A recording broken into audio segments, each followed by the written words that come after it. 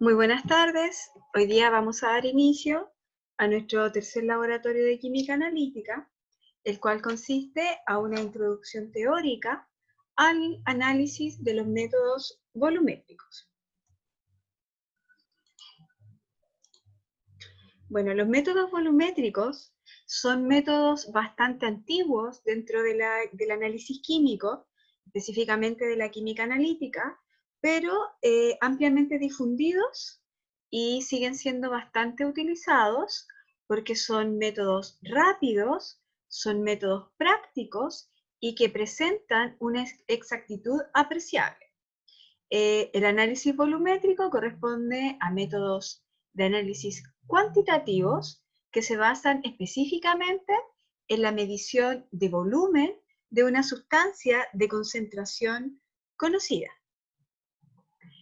Bueno, en las valoraciones volumétricas se va a determinar el volumen de una disolución de concentración conocida, la cual vamos a denominar valorante. Y con este valorante, entonces, es que se logra determinar la concentración que hay presente de una sustancia de interés, también conocida como analito, de una solución o de una muestra problema. El esquema que nosotros podemos ver en este caso a la izquierda de la pantalla corresponde a un análisis volumétrico común y corriente o ampliamente difundido. Como ustedes pueden ver, para llevar a cabo un análisis volumétrico necesitamos de alguna instrumentación, como es el uso de una bureta, y en esta bureta entonces es que va justamente nuestra sustancia valorante. Acá tengo un soporte universal, una pinza que sujeta la bureta, y en un matraz del tipo Erlenmeyer, ¿cierto? Va a estar la muestra problema, la solución que contiene en este caso al analito al cual yo quiero determinar su concentración. Todo este proceso entonces es lo que se conoce como valoración.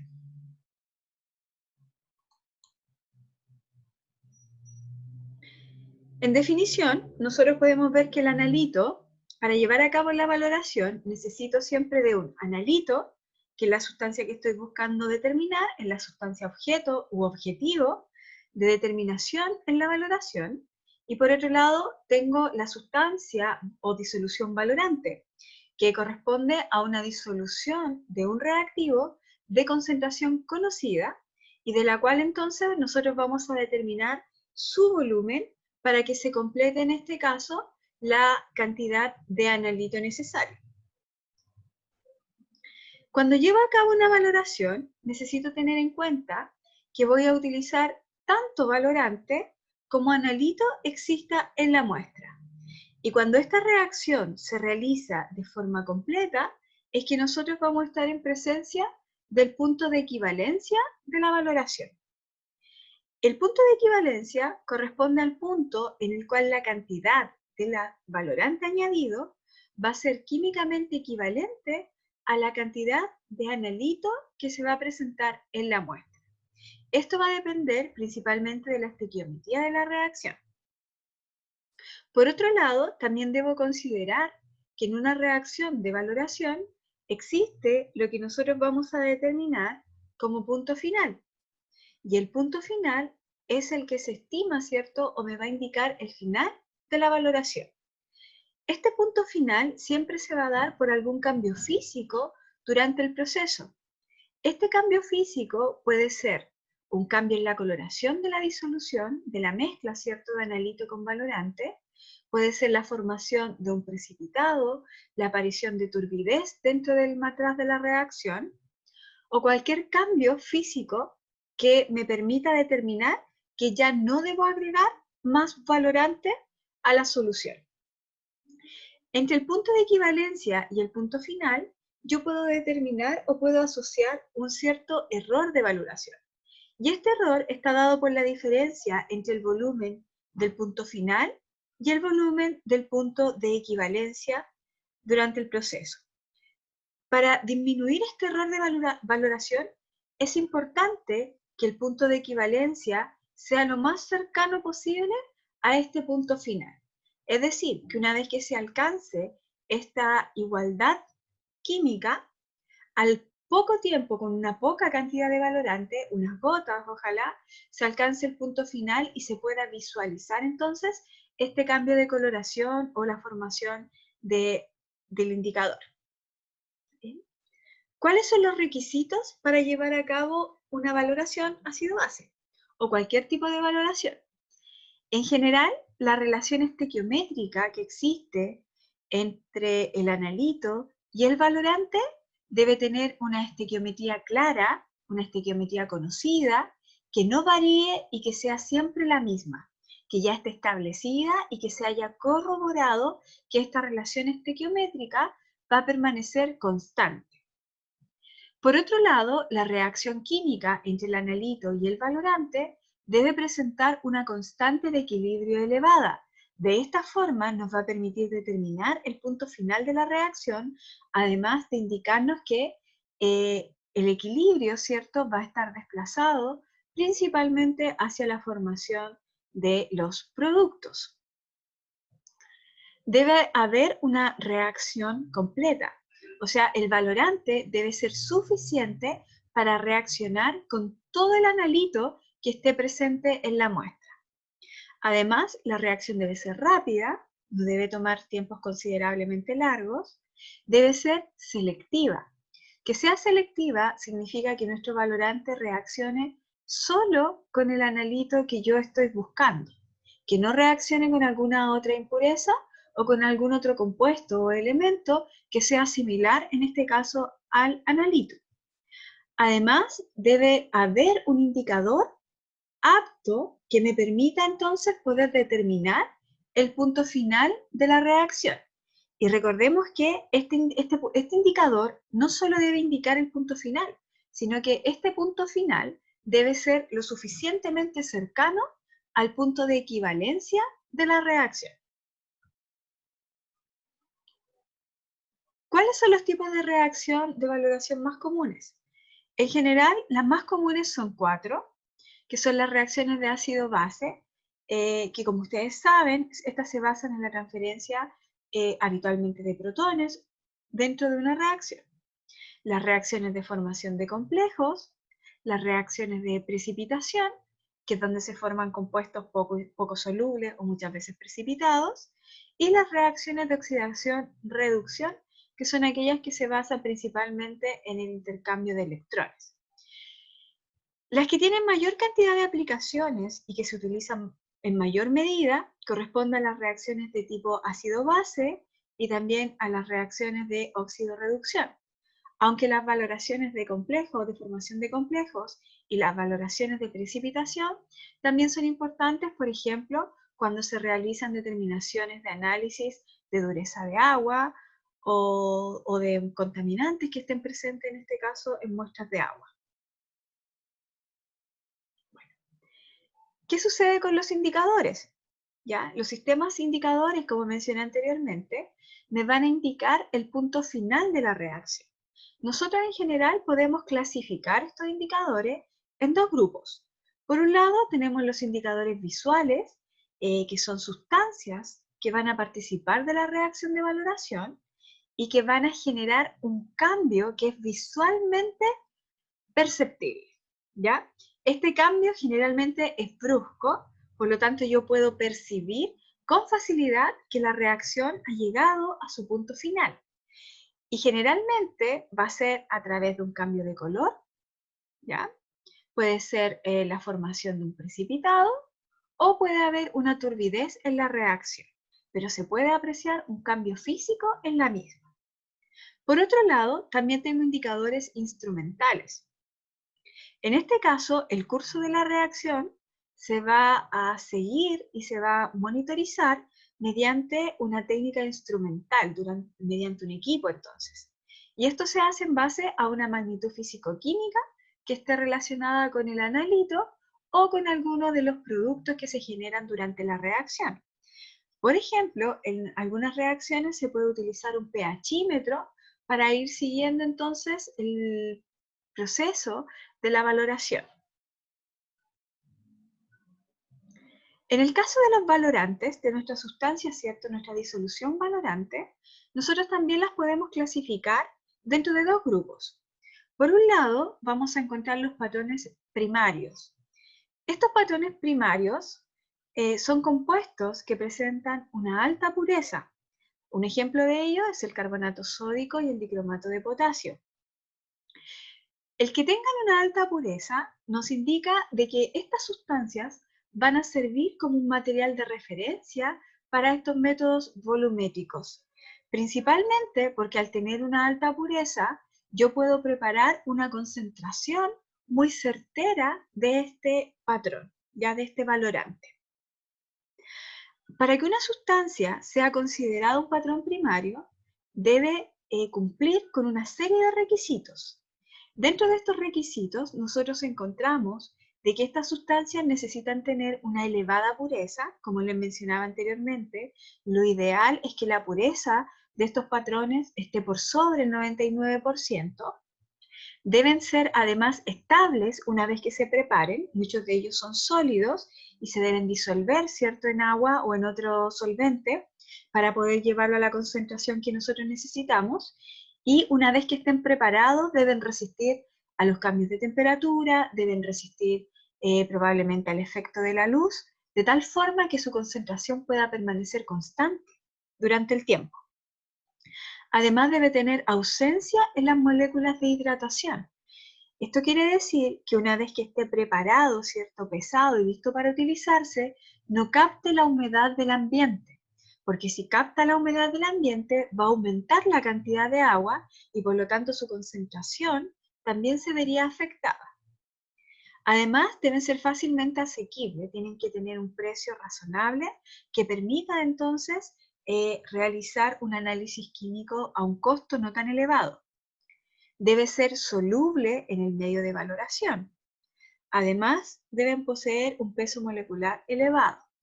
¿Para qué sirve que tengan un peso molecular elevado? Porque de esta forma disminuimos los errores de pesada a la hora de poder calcular la concentración real de este patrón primario.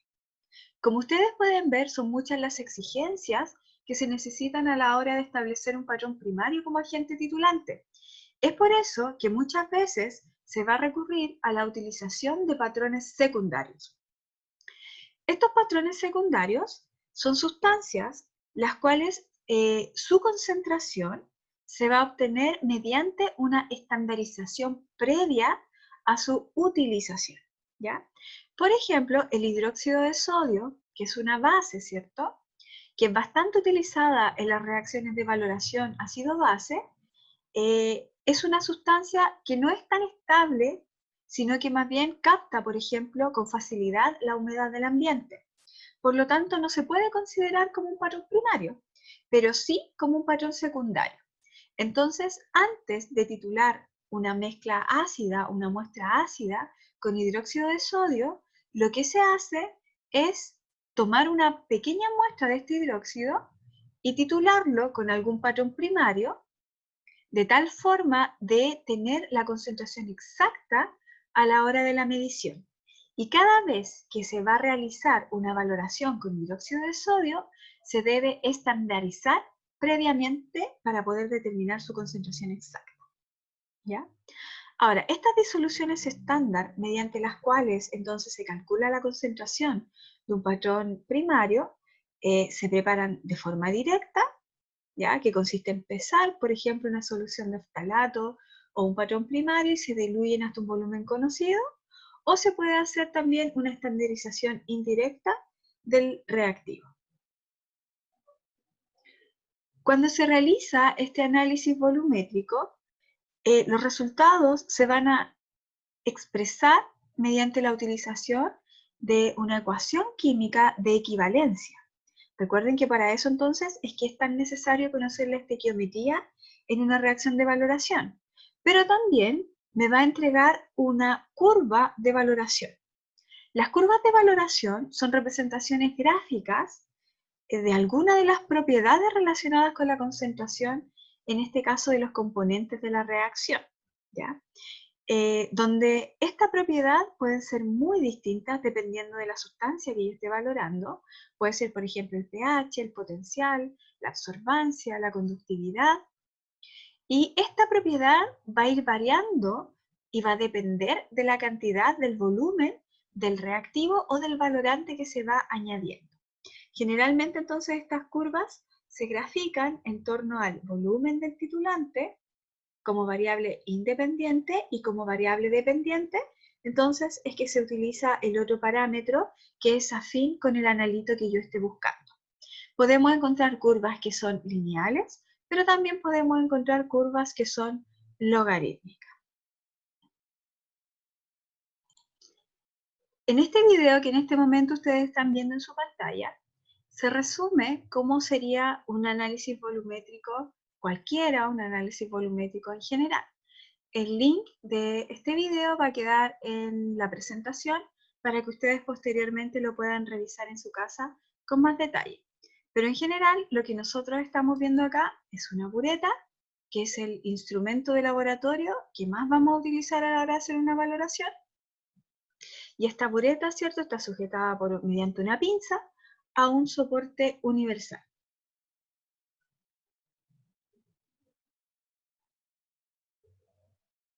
Nuestras buretas están graduadas en mililitros.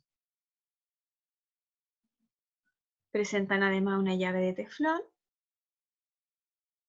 Y los materiales que nosotros vamos a necesitar son principalmente un embudo, un matraz Erlenmeyer de tamaño variable, y Erlenmeyer porque su forma nos va a permitir hacer una buena medición o nos va a facilitar el proceso de titulación. Pipetas volumétricas, ¿ya?, para tomar un volumen exacto de la muestra lo más exacto posible. Agua destilada para poder hacer lavado de los materiales. Vamos a necesitar nuestra muestra, nuestra solución patrón. Vamos a necesitar también un indicador adecuado. Y en algunos casos vamos a utilizar un papel de color y un papel blanco o alguna superficie blanca. Antes de titular, comenzamos con el lavado de nuestro material de vidrio para que esté en condiciones óptimas. Y con un poco de la solución valorante, ¿ya?, se hace un lavado o cebado de esta bureta, que consiste, ¿cierto?, en arrastrar todo lo que pueda estar adherido a las paredes del vidrio de la bureta. Lavamos y desechamos todo lo que pueda caer de nuestra bureta.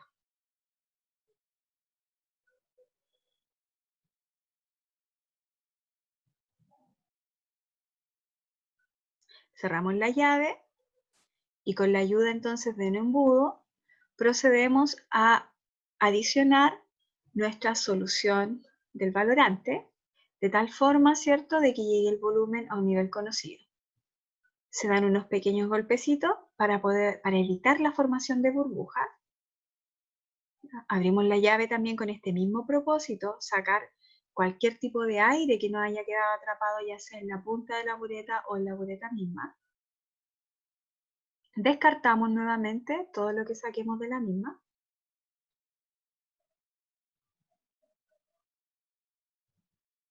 Y procedemos a aforar. Para eso entonces podemos utilizar un fondo de otro color para asegurarnos que el menisco esté donde nosotros necesitemos que esté. Habitualmente se lleva a 0. Bien. E indicamos cuál es el volumen inicial de nuestra bureta. Eso no lo podemos evitar.